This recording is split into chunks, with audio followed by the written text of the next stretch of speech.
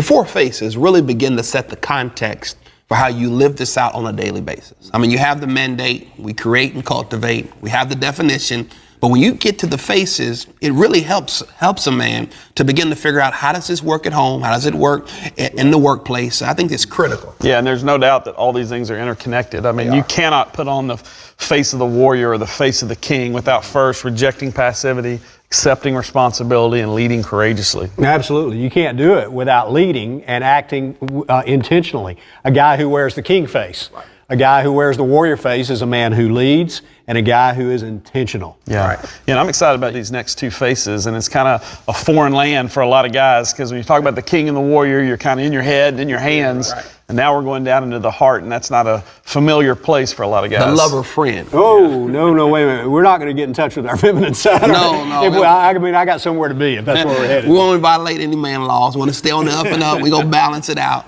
But that, part of the challenge is that most men don't want to be balanced. Yeah. Most men want to live in one zone, in one phase. But in order to be the whole man, in order to be the authentic man, you've got to be all of it. You've got to what I've friend, learned in lover, experience king, warrior. Is when a guy can't be a friend and a lover, he's a disconnected guy. Oh, yes, and a disconnected guy is a dangerous guy. Yeah, that's right. He's just a guy with a sword. Yeah, headed nowhere. Yeah, that's right, with a weapon. So show us what the lover and the friend face looks like. I'm going to do my best.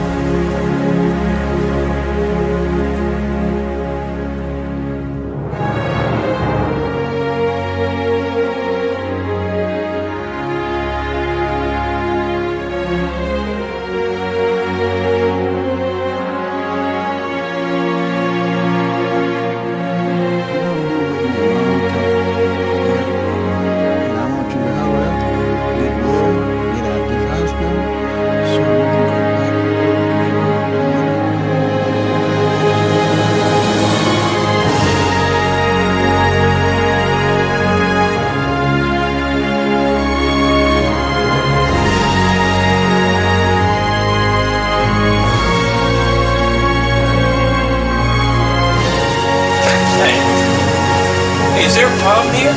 It said, is there a problem?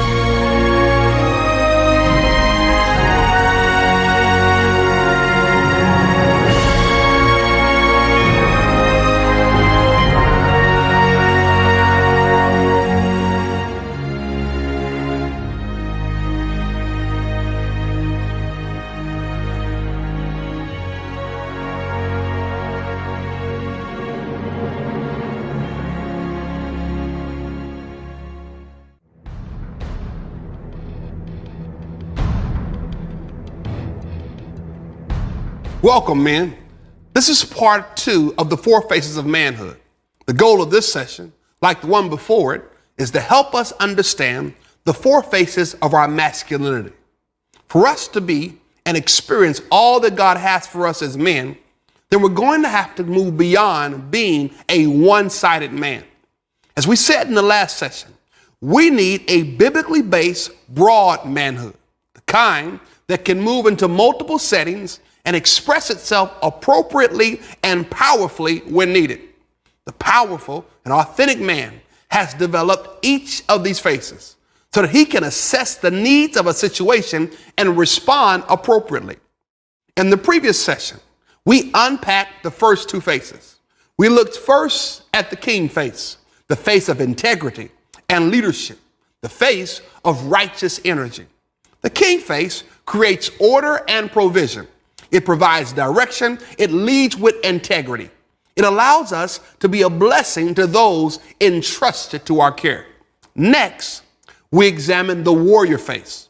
The warrior face shows our courageous energy and demands from us purposeful initiative. A man who wears the warrior face is a man of action. He identifies the worthy battles and then takes the initiative to fight for what really matters most. In this session, we will look at two more faces, the lover face and the friend face. These faces really stretch our relational capacity. As natural as the warrior may be for a lot of men, the lover and the friend faces can be just as unnatural. Tragically, and to our great detriment, many men are severely limited and even crippled by their inability to connect deeply with their spouses, their kids, and their friends. Many men suffer from a stunted and reduced masculinity because they have never valued or learned to navigate their own heart, their own feelings, and their own emotions. When a man fails to know his own heart and what's going on under the hood of his life emotionally, he usually lacks the core ingredients necessary for intimacy and authentic friendship. He can't give it to his spouse, his children, or a friend, what he does not have himself. A healthy man relates to life with his head, his hands, and his heart. But sadly, many men are detached men. They're only head and hands. They're detached from their own heart and often struggle to really be present for those around them. Outside of work and hobbies, they struggle to fully connect the people most important to them. Relational capacity and relational health requires men to engage emotionally. And unfortunately, many men are deficient in this area. Stu Weber, an Army Ranger and author of Tender Warrior, points us to the Apostle Paul to help us with this picture of a relationally balanced man. Look at what he says in 1 Thessalonians chapter 2, verses 7 through 9. But we were gentle among you, like a mother caring for her little children. We loved you so much that we were delighted to share with you not only the gospel of God, but our lives as well, because you had become so dear to us. Surely you remember, brothers, our toil and hardship. We worked night and day in order not to be a burden to anyone while we preached the gospel of God to you. In commenting on this verse, Weber asked if words and phrases like gentle, tender, and nursing mothers sound like the description of a warrior. He says, are those the words you would expect from a man's man? God does. Weber goes on to say, whether you are on a football field, in a battle zone, or under the roof of your own home, a man's willingness to show affection and care, to connect, mark him as a leader and a man of God. We need to understand what a man looks like when he's engaged and not detached. A man who is present, not scattered. A man who is a warrior, but still a relational blessing to his wife, his kids, and his friend. So let's start our relational journey by looking at the third face of authentic manhood. It's the face of the lover. Now, don't just think of romance with this face, though that's a part of it. The lover face is primarily associated with tender care for others and a willingness to be emotionally vulnerable. This face allows a man to connect and live in intimacy with the most important relationships in his life, his family. The lover face reflects relational energy. It is characterized by tenderness, sensitivity, beneficial care, emotional openness, physical affection, and verbal communication. Let me give you some examples of the lover face in action. It's the lover who picks up on his wife's real needs. It's the lover who has the discernment to know whether to participate in a great trip with his friends or postpone that trip when he knows he and his wife need some time together. It's the lover who lets go of another good business deal to spend more time at home when he's in a season when his family needs him. It's the lover who has learned to share the hurt, pain, and disappointment in his life with his wife and to connect with her on an emotional level and enter the world of emotions with her. It's the lover who frequently takes the initiative to create time and space for him and his wife to connect. A man wears the lover face when he is a student of his kids and he can sense intuitively what they are feeling and needing and then moves to meet their needs. It's the lover face that does not hesitate to say, I love you, or I'm proud of you, or you are so special. Words of affirmation and love that have tremendous relational value. This face of the lover is seen in Paul's letter to the first century followers of Christ in Ephesus. He gives a tall order to men of all generations. He says, husbands, love your wives as Christ loved the church and gave himself up for her. That's how you put on the face of the lover. As a husband, you lovingly sacrifice for the sake of your wife and kids and those core family relationships. Some guys think that emotions and affection are somehow weak, but the multifaceted biblical man is able to display both the strength of a warrior and a lover. Here's an example of a warrior who could also wear the lover face. This is a letter written in the 19th century by U.S. Army Major Sullivan Ballou to his wife Sarah right before a major battle. My very dear Sarah. The indications are very strong that we shall move in a few days, perhaps tomorrow. Lest I should not be able to write you again, I feel impelled to write a few lines that may fall under your eye when I shall be no more. Sarah, my love for you is deathless. It seems to bind me to you with mighty cables that nothing but omnipotence could break. The memories of the blissful moments I have spent with you come creeping over me, and I feel most gratified to God and to you that I have enjoyed them so long. And hard it is for me to give them up and burn to ashes the hopes of future years, when God willing we might still have lived and loved together and seen our sons grow up to honorable manhood around us. And when my last breath escapes me on the battlefield, it will whisper your name. Never forget how much I love you. I shall always be near you, in the gladdest days and in the darkest nights, always, always.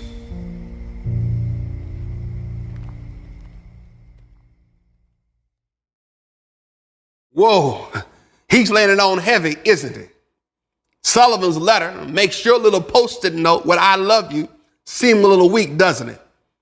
A few days later, Sullivan Ballou was killed in battle. He was a warrior, but he could also connect emotionally with his wife. David is another example of a man who could show both the warrior face and the lover face. David was well known for his ability to slaughter other men. At the same time, however, David could also pen beautiful psalms, which were basically love letters to his God. Strength and emotion wasn't an either or for David, but a both and. Now, just like the other faces of manhood, when taken to an extreme, the lover face can be replaced by ugly caricatures. A cheap substitute for this face is a man who loves by becoming critical, harsh, and demanding of his wife and kids. If you're that guy, you're not withdrawn. Instead, you're a micromanager. You're the guy who has a comment on everything. And people aren't drawn to you because you are constantly critiquing them.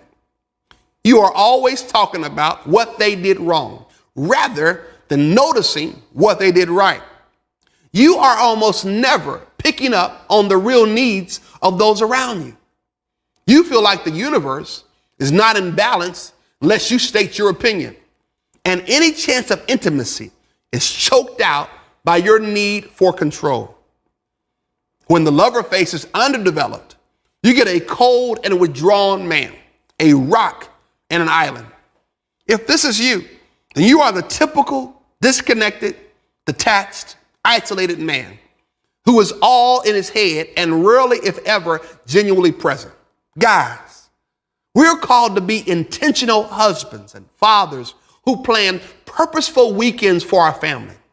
We come home from work during the week ready to engage. The weekends and the weeknights are not just our time. It's also a chance to build into your family. Now, of course, we all need downtime. But if all you are is downtime, then you have missed the mark. The detached, disconnected man is overwhelmingly the norm in our culture today. The number one complaint of most wives is simply, my husband will not talk to me. There's another miss of masculinity present in our culture, namely, men who are over-dependent on women or relationships in general. A lot of guys have a very weak core. They are always looking for someone to take care of them. They're not the insensitive, detached guy. They are oversensitive guys who still need a pacifier. This is a perversion of the lover face as well. There is just one more face of authentic manhood. Linked closely to the lover face is the final face we will examine, the friend face. The friend face is the relational capacity of a man to connect with other men. This face reflects connecting energy. It is characterized by loyalty, accountability, encouragement, challenge, and fun. Men need buddies and friends in every season of life. The tragic reality is that most men do not have real friends. They don't have the kind of friendships that are character-shaping relationships. Too many of us live in these superficial relationships where we don't trust the secret things of our lives to anyone. And even worse, we have no one to talk tough to us when we need to hear the hard things. Unfortunately, new adult friendships are hard to make. In our youth, many of us just drifted into friendships. We made friendships with whoever sat next to us in homeroom, whoever lived next to us, whoever was on our little league team. We just responded to the people that somebody else put around us. In college, the pattern continued as we connected with friends around the shared experience of college life. For many of us, building relationships was so automatic in our youth that we are ill-equipped for the difficulty of building new adult friendships. Often, we default to being passive in this arena. Listen, we must learn to initiate genuine friendships. Great friendships provide companions who can carry burdens and celebrate life's greatest moments with us. These are friends who will speak truth to us, even when that truth is not easy to hear. Imagine a culture, masculinity, a community of men with whom you can connect and with whom you can relate at a level deeper than superficiality. This would be a group of men with whom you can share those deep issues of your life and heart. These are men who could help you think and process decisions. Imagine a community of men around you where genuine friendship is normal and expected, where you could share openly about marriage, money, time, parenting, and even pain. It doesn't mean that you have a dozen best friends, but if you can have 1, 2, or even 3 true friends in life, consider it a tremendous blessing. My best friend Mike has guided me through so many struggles in my life. There was a time when I was so frustrated with my life, and he was the one responsible for digging me out of that ditch and getting my life back on track. There have been endless occasions where his voice meant the world to me. Just know this: you can't climb the mountain of manhood and reach its pinnacles if you are disconnected from other men. You have to be connected with other men who can speak into your life, call out the best in you, cheer for your success, and admire your noble acts. The Bible encourages genuine friendships. Proverbs 17:17 says, "A friend loves at all times, and a brother is born for adversity." In other words, true friends are there to walk with you in the hard times that life brings. Proverbs 27:17 says, "Iron sharpens iron, and one man sharpens another." We need other men who can help refine our character. These biblical friendships, these soul-level connections are priceless. But here's the thing: they are not necessarily easy. First of all, they require time. Part of the reason we don't have these types of relationships is because we don't have time for them. We don't make time for them. I know you're busy, but you are going to have to make time. Those kind of relationships also require us to be others-centered. They require us to invest in others. We want a friend, but many of us have failed to realize that to have friends, you have to be a friend. A good place to start could be to take a look in the mirror. Are you a life-giving spirit? Do you breathe life into a room, or do you suck the life out of it? Are you other-centered, or are you standing around whining about how unfair life is and how nobody understands you? In other words, would you want to be a friend with you? Brothers, this is why it is so important for you to process these sessions together with a small group of men. As you discuss and share around these truths, you will discover that the journey toward authentic manhood is deeply enriched with other men. We each have our own distinct stories and histories, but it is simply amazing what happens when we open up our hearts to others. Every man needs a safe place to be transparent about his manhood journey in order to become a better man. Brothers, don't attempt this journey alone. A great step toward this would be to open up to those guys going through this curriculum with you. Let's turn now to look at those caricatures of the friend face. When this face is pushed too far, you're no longer a friend. You become someone who is dependent, mooch, slacker, leech, always the guy who has a lot of needs but contributes very little. Authentic men are not exclusively dependent or independent. Rather, they have close friendships with healthy, interdependent boundaries.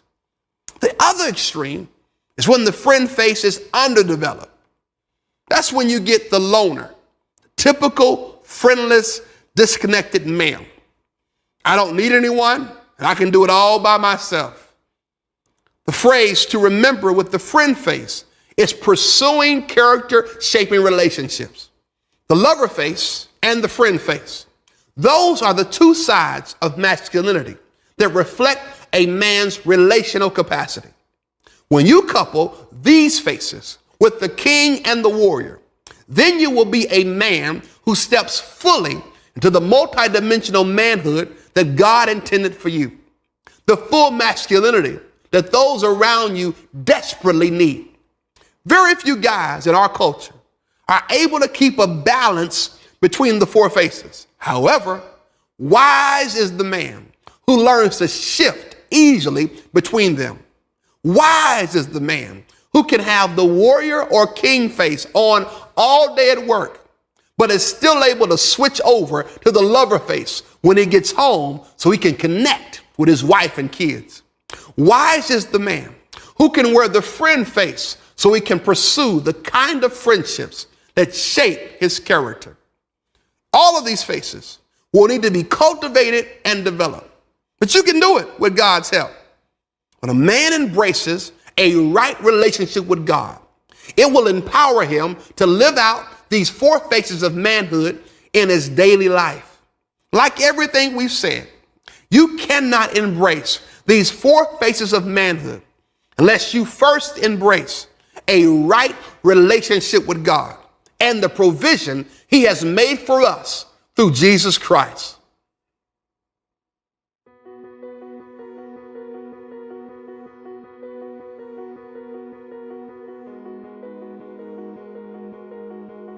Well, the group started almost 17 or 18 years ago with a few of us getting together and talking about what it would be like if we committed to 20 years together. We're getting of the age where things were starting to fall apart in some people's lives, and maybe the way to hold things together would have more men around you and men praying for you, holding you up, knowing what's really going on. I got a phone call that said, we got 10 guys we want to put together for 20 years. And at that time in my life, my spiritual life was really, really strong, really good. Knew who I was, knew where I was going. I was a seeker at that time in the religious vernacular, that I wanted something, I needed men, I knew it. And I was struggling with secrets in my life at that time. It's real talk in this group, real problems. There's not that religious spirit of everyone here has all the right answers, and everyone has this expectation that you got to meet a certain standard, and if you don't meet that standard, there's a certain amount of judgment or criticism. No, it's like, let's just be real. I hate the question, what's God doing in your life, or what are you doing? And you don't want to go down there and say, well, I castrated 6 bulls last week. Does that count for anything? Early on, I think that the real purpose was met in that we've been through a whole lot. And you would imagine with 7 to 8 guys going through life together, personally, we've lost a child, and the great thing about that day was he died in his sleep, and I was already at the office, and Nancy called, and within 5 to 8 minutes, there were 3 of the guys in this group were at the house. And this group is here for you in your high moments and your low moments. And when people are there for you, when you have wins and when you have losses, that builds a loyalty unlike anything else. I'm in recovery from addiction. I have had a very successful asset management company, managed a lot of money, very successful in the world since. And I finally, I hit my bottom, and with my wife in tears, the first person I called was Nick, and got that secret out. As a man, I wanted to grow up, and at the end of my life, my tombstone epitaph say he was a great father, he was a great boss, he was a great Christian, he was a great husband.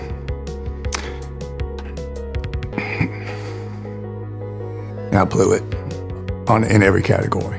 And I pled guilty to a federal charge. I am not proud of it, but I made a mistake. I signed some documents I shouldn't have signed, and actually spent time in a federal prison. And everything I didn't want to be as a man, I was. And so I kept coming to the group.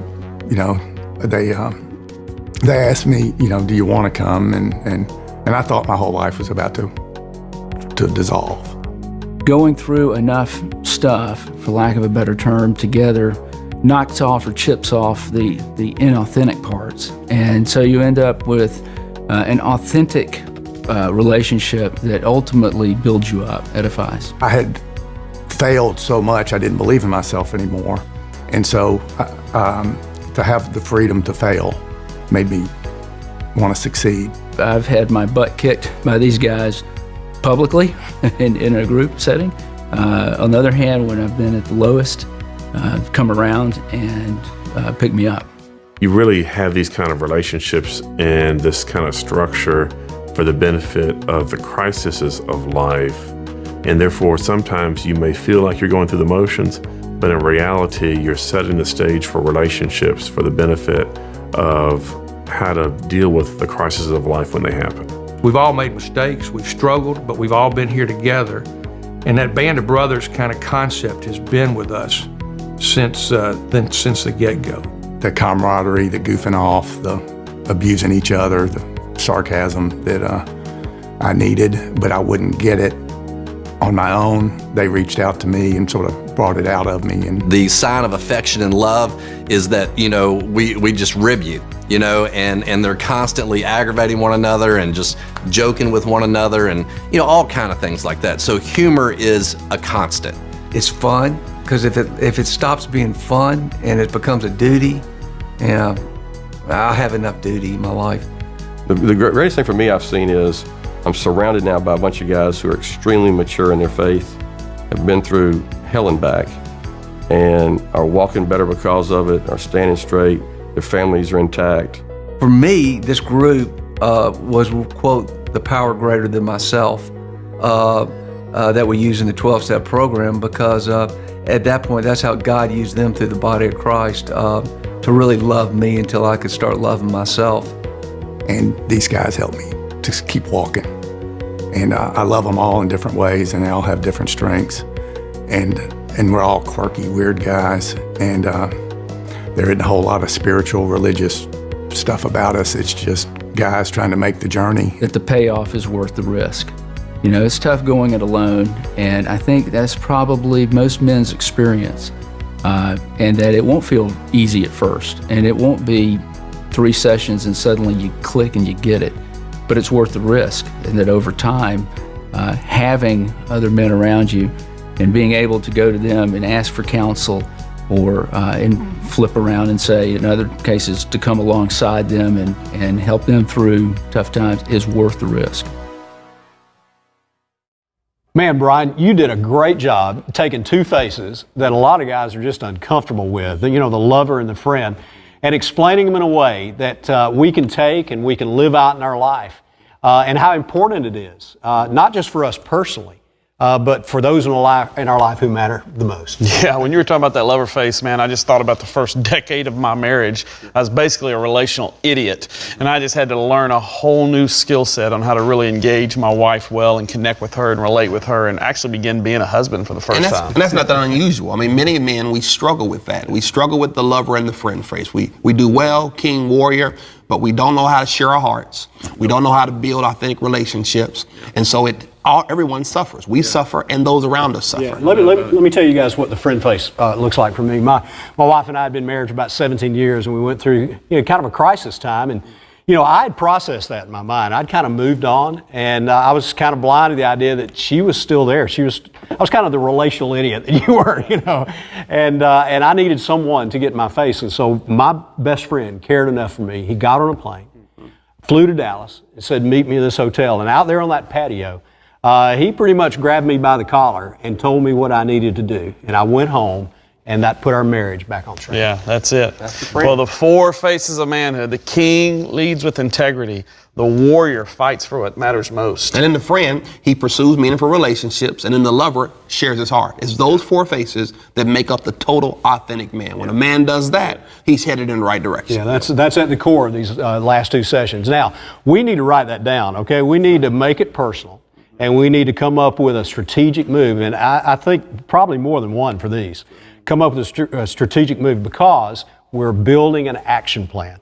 Now, next session, we're going to look at a kind of a panoramic view of a man's life. We're going to look at all the seasons of a man's life and how all these things play out. They know something that I don't know. You got to be living out the intangibles. What we do every single day is exponential.